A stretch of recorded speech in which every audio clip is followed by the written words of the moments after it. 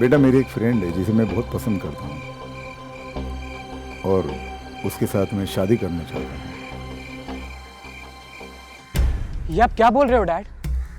माँ को गुजरे हुए 1 साल भी नहीं हुआ और आप दूसरी शादी के बारे में सोचने लगे। आपने एक बार भी नहीं सोचा कि ये बात जानकर मुझे कैसा लगेगा? बेटा मैं तुमसे छुपाकर कोई भी बात नहीं करना चाहता। वृंदा और मैं पार्टी में मिले थे, वहां पे हमारी जान पहचान हो गई, अच्छी दोस्ती हुई। She is a divorcee. उसके बाद हम लोग काफी बार मिले, एक दूसरे के बारे में सब कुछ जान लिया हमने। उसके बाद डिसाइड किया कि आप शादी करोगे। हाँ डैड, अब आप भी मेरी बात अच्छे से समझ लो। मेरी माँ की जगह कोई और औरत इस घर में आई ना तो मैं इस घर से चला जाऊंगा। नहीं नहीं बेटा, नहीं नहीं, तुम ये घर छोड़कर कहीं नहीं जाओगे, कभी नहीं जाओगे। हाँ? वो दरअसल मैंने ये सोचा था कि अब कुछ सालों बाद तुम शादी करोगे, अपनी लाइफ में बिजी हो जाओगे, फिर घर परिवार की जिम्मेदारियों में तुम मुझे टाइम नहीं दे पाओगे। उस वक्त तो मैं अकेला पड़ जाऊंगा और फिर उस ढलती उम्र में मुझे भी तो कोई सहारा चाहिए ना। बस ये बात मैंने तुमसे शेयर की क्योंकि मुझे लगा कि तुम मुझे समझोगे। डैड मुझे आपकी कोई बात नहीं समझी और आइंदा मुझे आपसे इस बारे में कोई बात नहीं करनी।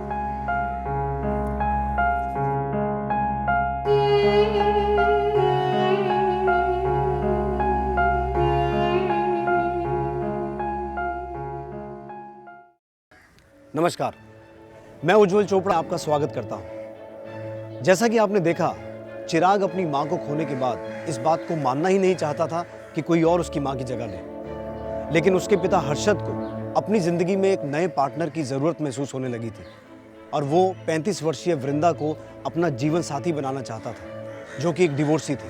हर किसी को इस दुनिया में एक साथी की जरूरत होती है ताकि वो एक दूसरे का साथ दे पाए। लेकिन अब हर्षद के सामने एक ही सवाल था कि क्या चिराग उसे समझ पाएगा। खैर, ये तो समय ही बताएगा।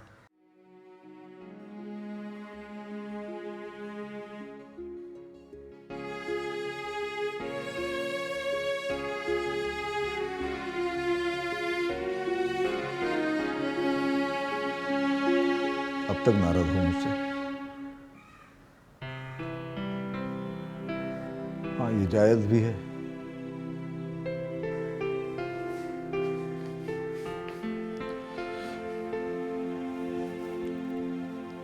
देखो बेटा, अगर तुम नहीं चाहते कि मैं वृंदा से शादी करूं तो मैं नहीं करूंगा, मना लूंगा उसे। लेकिन बेटा तुम मेरे साथ ऐसे बिहेव मत करना प्लीज।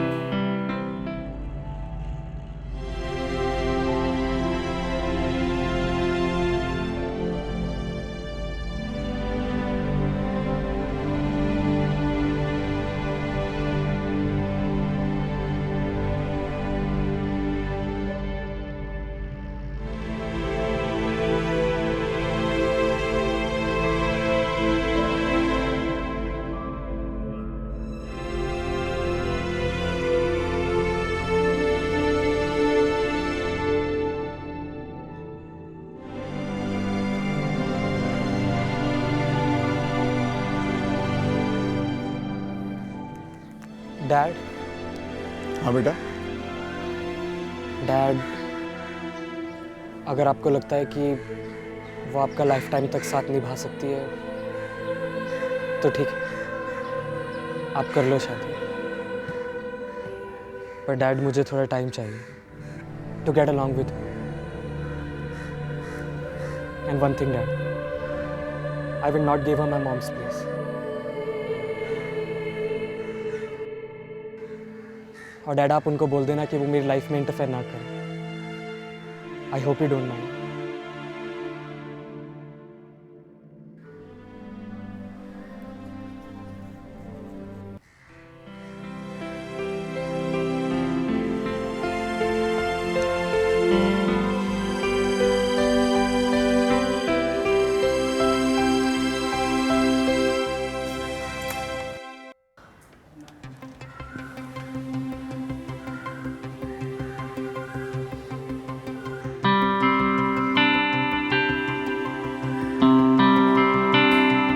चिराग, शी वृंदा।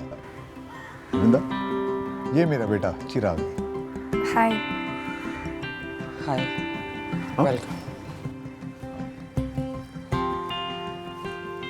ये मेरा घर है, हमारा घर।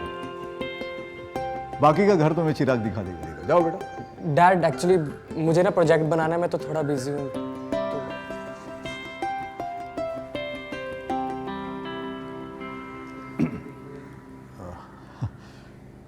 अब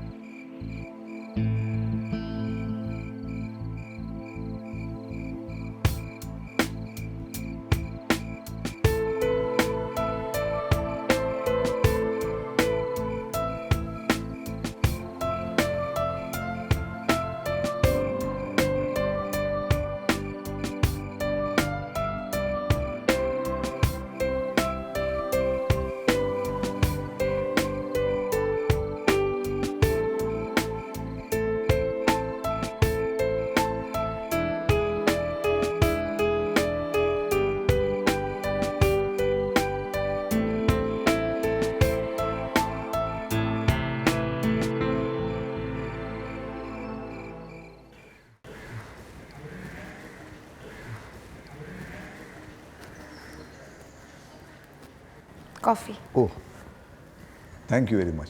वेलकम। No thanks. क्या हुआ बेटा, कॉफी लो। नहीं पापा, मेरा मूड नहीं है। कोई बात नहीं, जब मूड होगा तब बता देना।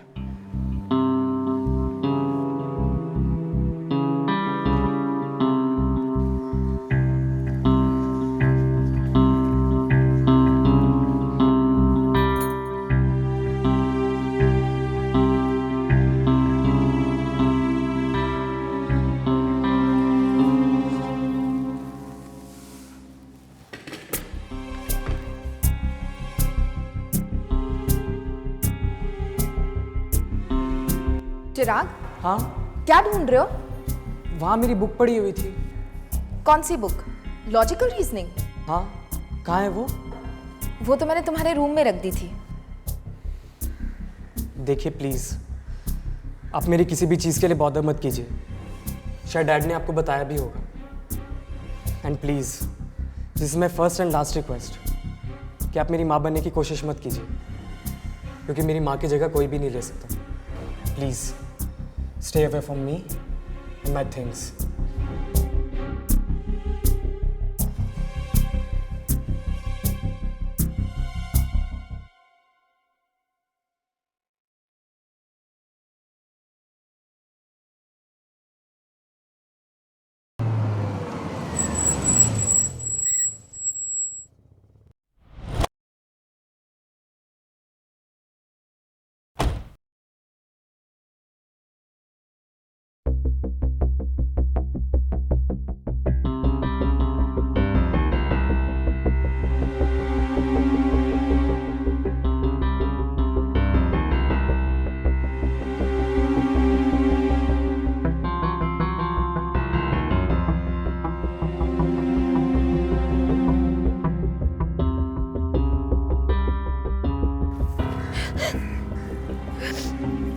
वृंदा,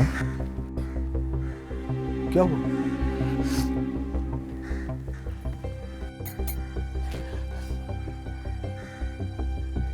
चिराग ने कुछ बोला?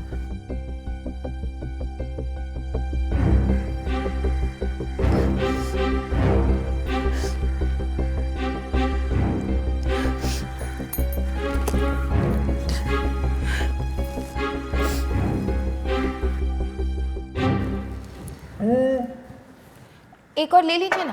नहीं नहीं, बस बस, अब फुल। चलो, bye Vrinda. Bye. Bye Chirag. Bye dad.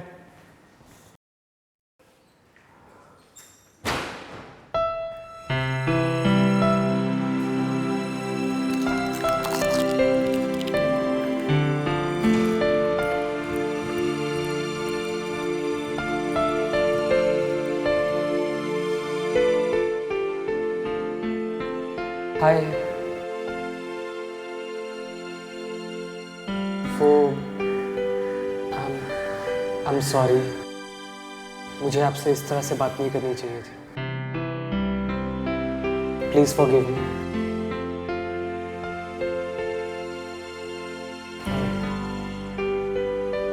Friends,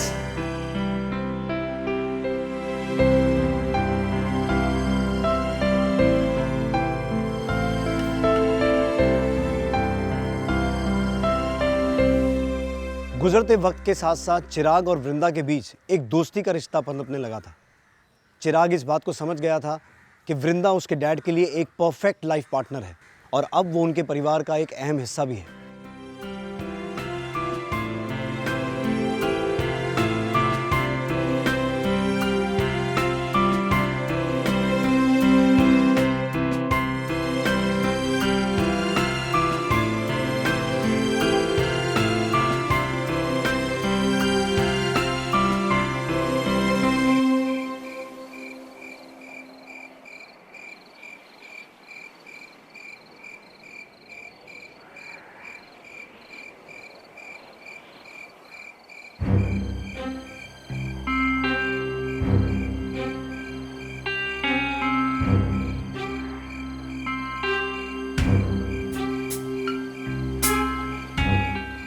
कहाँ है ना, फोन मत किया करो। लेकिन तुम मेरी बात सुनते कहाँ हो? नावेद, मैं यहाँ घूमने नहीं आई हूँ। जो करना है उसमें वक्त लगेगा, तो प्लीज मुझे डिस्टर्ब मत करो। मैं खुद तुम्हें कॉल करूंगी। ओके, अब फोन रखो। अरे तुमने तो मुझे डरा ही दिया। आप इतनी रात को यहाँ पे क्या कर रही हो? मतलब आपको नींद नहीं आ रही क्या? और इस समय आप किससे बात कर रही थी? मैं वॉक करने आई थी तो फ्रेंड का कॉल आ गया, उसी से बात कर रही थी। ओह, ओके। लेकिन तुम यहाँ? वो मुझे नींद नहीं आ रही थी ना, तो मैंने सोचा कि वॉक कर लूँ थोड़ी सी। अच्छा चलो साथ में वॉक करते हैं। श्योर। तो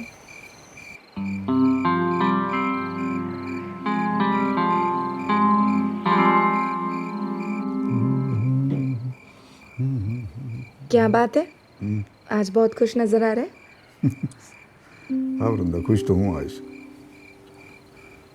तुम्हें और चिराग को घुल मिलते देखा ना, बहुत अच्छा लगा। ऐसे लगा वृंदा मेरी फैमिली कंप्लीट हो गई है। अब सारी प्रॉपर्टी चिराग के नाम कर दूंगा तो मैं फ्री हो जाऊंगा। Oh really? मेरे मरने के बाद चिराग का तो होने वाला सब कुछ, तो अभी क्यों ना करूं? पर इतनी जल्दी क्यों? क्या हुआ? कुछ नहीं। लेकिन ये मरने वरने की बात अब आप दोबारा अपनी जबान पे कभी लेकर नहीं आएंगे, समझ गए? ओके बाबा, लेकिन मैंने जो डिसीजन लिया है वो सही लिया है ना? ऑफ कोर्स यस, एकदम सही डिसीजन है। आप बिना सोचे समझे कुछ डिसीजन लेते ही नहीं हैं। मुझे आप पर पूरा भरोसा है। इसके पीछे भी आपने कुछ अच्छा ही सोचा होगा।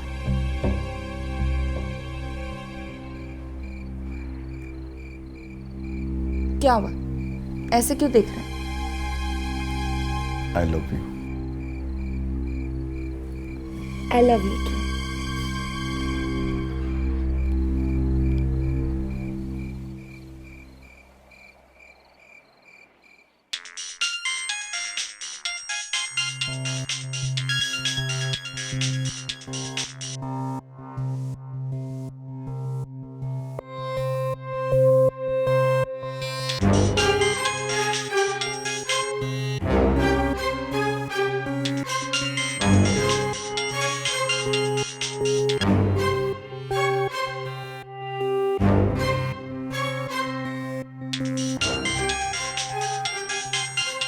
किसका फ़ोन है? वो कंपनी वालों का। कोई और काम धंधा तो है नहीं इनके पास, पीछे पड़े रहते हैं। ये नया ऑफर ले लो, वो नया ऑफर ले लो, ओके। परेशान कर रखा है।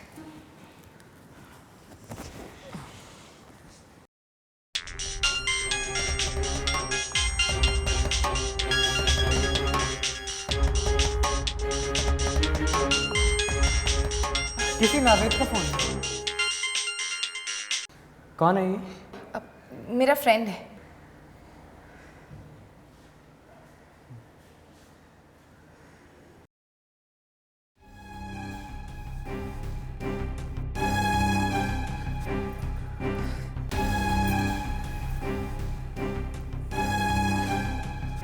दिमाग खराब हो गया क्या तुम्हारा, जो बार बार फोन कर रहे हो? कितनी बार मना किया है फोन मत कर। तुम्हारी समझ नहीं आता क्या? वो तो अच्छा हुआ चिराग को शक नहीं हुआ, वरना। अच्छा बताओ बात क्या है?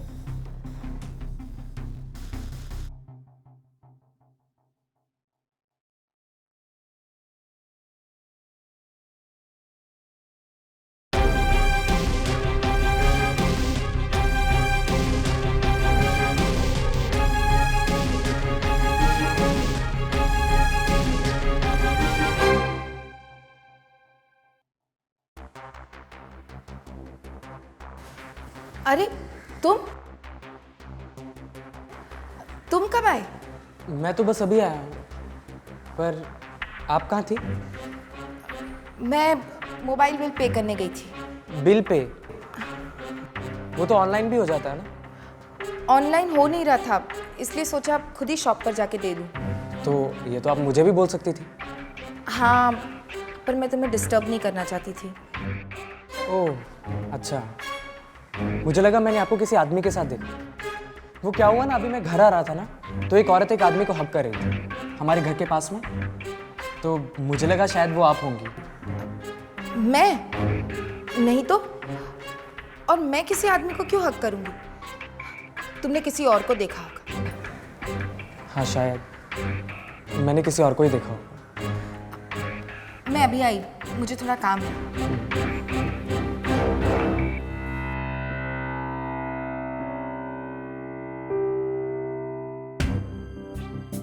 हेलो, लगता है चिराग ने हम दोनों को देख लिया है। अब जब तक मैं ना बोलूं तुम गलती से भी यहाँ मत आना, ठीक है? हाँ।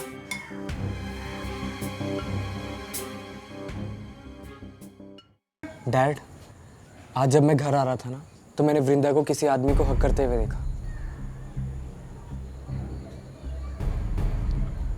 हक करते हुए?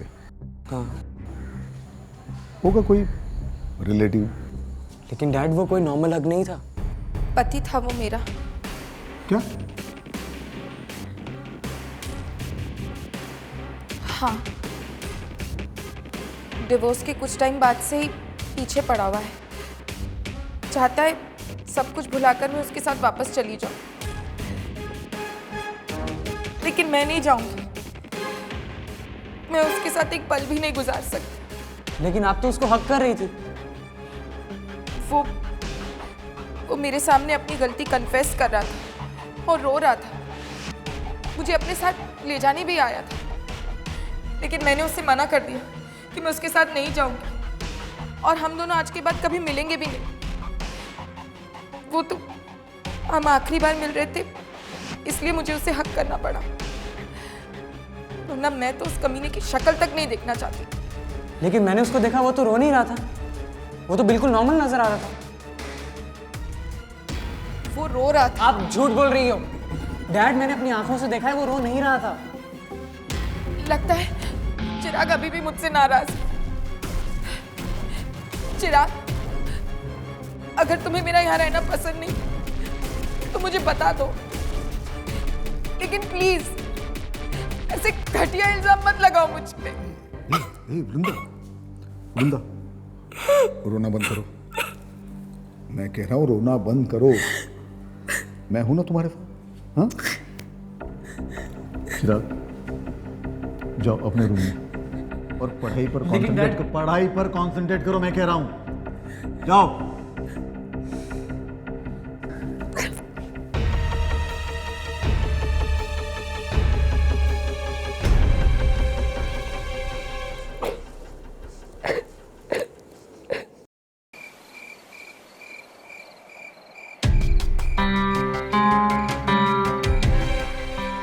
फोन मत किया करो, लेकिन तुम मेरी बात सुनते कहाँ? नावेद, मैं यहाँ घूमने नहीं आई हूँ। जो करना है उसमें वक्त लगेगा। तो प्लीज मुझे डिस्टर्ब मत करो, मैं खुद तुम्हें कॉल करूंगी।